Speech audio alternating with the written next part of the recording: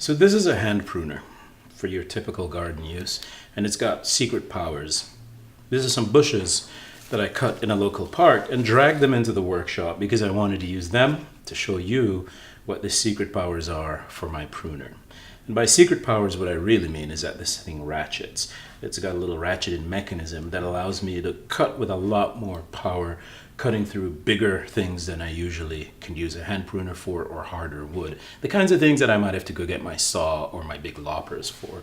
So of course, it'll do what you could predict, right? It'll cut tiny things all day long because it's still a sharp and excellent blade.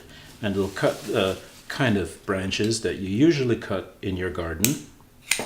And that's where the ratchet comes in. If the branch is kind of thick or kind of hard, right about where you and I might have to double up and squeeze really hard, just squeeze until you can feel it kind of stops, and then you relax your hand a little bit, and then crank down again, and it cuts right through.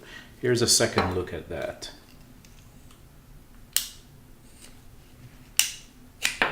You do that as many times on any plant.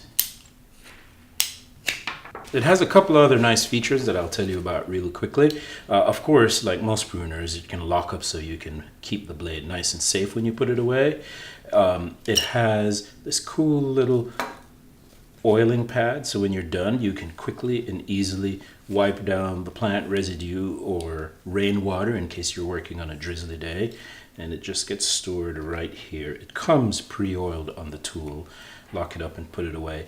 The blades are quick, easy change. You just lift up this bail, unscrew it, and you can pop the blade out and put in a replacement blade, or sharpen it yourself if that's the way you want to go.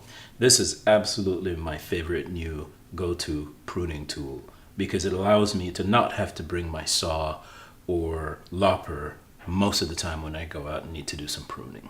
I think you should try it because you're definitely going to like it.